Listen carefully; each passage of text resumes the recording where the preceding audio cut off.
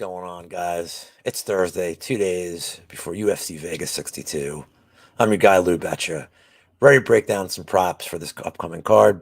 Thank you for joining me. Thank you for watching today. If you haven't already, please hit the like button on the video. Please subscribe to the MMA Engine channel. Every little bit helps, keeps the lights on here. We do appreciate it. Without further ado, I want to address the last pay-per-view card. Last card we had 2 weeks ago. It was the first week since I've done the show. I hit no props.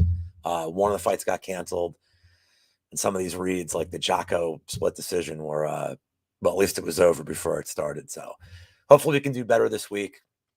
I have some spots I like. I have a couple that are intriguing, and I have one that I didn't get to because of the odds, but I will talk about that as we go on with the show. So without further ado, let's get to it. First things first, Tatsuro Taira against CJ Vergara. The Taira sub at plus 350. I love this as a spot. I like his back takes. I like his grappling. I know he's young. He's prone to make mistakes, but this is a pretty good matchup. I don't want to play the narrative side, but they really do seem like they're trying to build Taira up. Vergara, he's pretty tough, but he's kind of defensively irresponsible when he's on the ground. He gives up his back a lot. He gives his neck up a lot. And I think that's just custom made here for Taira to wrap up a neck. I'm not going with a round. I don't know if and when it would happen. I would say that I would hope earlier than later. Vergara's cardio appears to be pretty solid. I expect Taira's to be solid as well, but I would think if Taira's going to get the sub, it's probably late round one, early round two. So if you like the round props, maybe that's one way to attack it. But plus 350 is way good enough for me here. Don't need to get greedy. All right, next up, Nick Maximoff against Jacob Malkoun. This is a split decision bet. So typically, if you're going to bet a fight to end in split decision, you bet both guys to win by split decision as well. Maximize your profit. Eat the loss on the one side of it. The double up pays for itself. So why am I doing a split decision here? Well, I feel this is another fight. It's going to the judges 98 out of 100 times with the way they fight. The fights they've been in that haven't gone to the decision is because they're getting bonked. And then in Maximoff's case was submitted. Malkoun with a very quick knockout loss in his debut. Neither one throws a lot of strikes. In fact, if this thing ends up staying on the feet longer than we expect, it's going to be really interesting to score. As far as the grappling goes, they both have pretty good get-up games. Maximoff appears to have better cardio, although it's a pretty small sample size. But I don't know that anybody's going to do any damage in this fight. And if that's the case, it's takedown, rinse, repeat, get up. Some of these rounds might be really interesting. It might come down to who has more control time on takedowns versus number of takedowns. So I think the judging could be really dicey here in a fight that like I said, I think 98 out of 100 times will go to the judges. Give me the split decision prop on a fight with no damage and then back me up with both guys. I favor Maximoff in this fight. I'll break that down tomorrow on the happy hour a little more, but either way, I want to be protected here with the split decisions. Of note, I did take Jacob Malkoun to beat Brendan Allen by split decision last time out. Very heartbreaking that I lost that. I do think Allen won that fight 29-28, but felt like it was pretty live, and I would take that bet again. So moving on, Misha Cirkunov against Alonzo Menafield. Cirkunov's round one sub at plus 650. This is a fight you're going to want to wait till the weigh-ins and make sure that Cirkunov looks all right back at 205. He's the taller guy here. I don't know that he's going to look bigger, but I don't think Menafield's going to have the massive size advantage that I think we're used to seeing when he fights. His takedown Menafield's takedown defense is pretty good, but Cirkunov, not horrible on the ground at all. His prime weapon is submissions. Menafield has really never faced a guy with this extensive amount of submissions to his repertoire. I like the plus 650. I favor this fight being under 1.5, and I favor it hitting the ground, and whoever ends up on top probably wins in the first exchange. If Menafield's on top of him, I don't know how Cirkunov's going to get him off, and I can see ground and pound on the Menafield side. If Cirkunov gets position on him, I do think any kind of submission is live with him. So I'll take the stab on the round one submission here at plus 650. I think the price is pretty good. All right. Now I know this one's going to lose, but I have to throw it out there. Jordan Wright against Dusko Todorovic. Yeah, Jordan Wright has not looked great in his last couple of fights. The fights that he has looked good on, like Jamie Pickett, maybe haven't aged well. I think Todorovic is the better fighter. I do think he wins this fight more often than not. However, to me, round one KO is essentially his money line. The guy's never fought past the 7.5 minute mark in his career. And I really feel like if he's going to win this fight, it's probably in the first 2 minutes, because if he doesn't get Todorovic out of there early, Todorovic does have takedowns at his disposal. Wright's defense, striking defense is less than average, to put it nicely. And I think Todorovic definitely has the power to get him out of there. But Wright is super live. I mean, I think back to he crushed Bruno Silva. He had a shot to get him out of there. Silva's super tough. And I don't trust Todorovic's chin. I think this is a good matchup for Wright. If he's going to win a fight in the UFC, this is one of the few where I really think this round one KO is live. Plus 425. It's not a great price. I admit that. But again, I think it's his only winning condition here. So I'm going to take a stab at it and hope for the best. The under 1.5, I'm pretty sure the whole community is on. So rooting for all of us on that one. All right, moving on to Cub Swanson and Jonathan Martinez. I kind of wavered on this play a little bit. I'm rooting for Cub Swanson. I love watching him fight. I will admit this whole him not talking at the press conferences and him making a cut down to 135 are concerns. And whereas Jonathan Martinez isn't some elite finisher, he does have pretty good striking. His leg kicks are great. He has been bonked before. Davey Grant knocked him out. Perez had him hurt twice.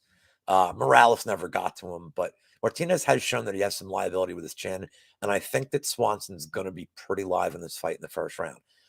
However, as it goes on, I think the reach advantage of Martinez, or I think the way he uses his reach, I should say, he doesn't have a reach advantage here, but the way he keeps people at distance with his leg kicks is going to come into play. I don't know that I trust Swanson's cardio as the fight goes on. And I think Martinez is very live for a late finish here. Plus 1,200, I'm getting a pretty good price, so I'm going to take the stab on the round 3 KO. If you want to play round 3 in general, I don't really hate that, but I do think if the fight gets to the middle of the second round and on, I don't know that we're going to see a ton of output at Swanson at that point in the fight. All right, moving on to the main event, Alexa Grasso, Viviane Araujo. I'm going to play Grasso round 3, round 4. It's plus 850 on DraftKings. This is simple for me. Grasso has been incorporating a little more grappling. She submitted Joanne Wood. Araujo has not looked great as fights have gone on. She has slowed down in the third round of fights, this being a 5-round fight. I don't know that it's going to matter because I don't know that her cardio is going to be any different. I think she's going to be really live the first 2 rounds, do some damage. I don't think she finishes Grasso. If Grasso does incorporate takedowns very early in this fight, Araujo might not even make it to the third round with her cardio, but I think she'll hang in there. I like Grasso's boxing. I always have. I do think she can do some damage, but it's on the ground where I really think she's going to be live to put Araujo away. So if you want to play round 3 and round 4 subs as separate bets, that's fine too, but I don't want to get greedy on a main event like this. Round 3, round 4, plus 850. Pretty good price for me against somebody who has never been to 5 rounds, but more importantly, has never looked great in the third round of a fight. So I do believe her cardio will be a major issue, and Grasso will take over with tons of volume and tons of ground control. Okay, the reason the show is called Props to Consider is I just wanted to throw this one out there. Is Mike Jackson's decision at plus 1,800. It's one of these bets where if it hits and I didn't bet it, I'm going to be miserable. In terms of betting this fight in general, Rodriguez has a pretty decent amateur career. I realize that people are harping on he's had 9 minutes in the cage as a pro. But he does have 9 amateur fights, even though all those were pretty quick wins too. But he's still pretty unproven at this level. In his last fight out against Jack Della, didn't look great to me. Mike Jackson coming off one of the more bizarre wins you're ever going to see on the UFC level against Dean Barry, where he got kicked in the dick, got eye gouged a few times, but he won. Now, I'm playing devil's advocate here again. I'm looking at the price. So the under 1.5 is correlated to Rodriguez's win condition. Mike Jackson doesn't have any finishing equity in this fight. The only finishing equity he has if he wins by disqualification. And again, we've never seen Rodriguez extended. When Jackson fought Dean Barry, yeah, he got rocked a few times. But what he did when he did get rocked, he tried to get Barry against the cage. He tried to go for takedowns. I'm not saying these were elite level, attempts, but he was trying to go for takedowns. So if you can make it a little bit ugly and survive the first round, well, we don't know what we're going to get from Rodriguez. Could Mike Jackson land him for the second and third round if Rodriguez gasses? There's a world where that's possible. Does Mike Jackson have finishing equity on Pete Rodriguez? Does he have any way to finish this guy? I sincerely doubt it. So if Mike Jackson wins, I think it's by decision. So I'm going to take, I'm talking the smallest of flyer bets here. Look, man, throw $3 on this, throw $5 on this.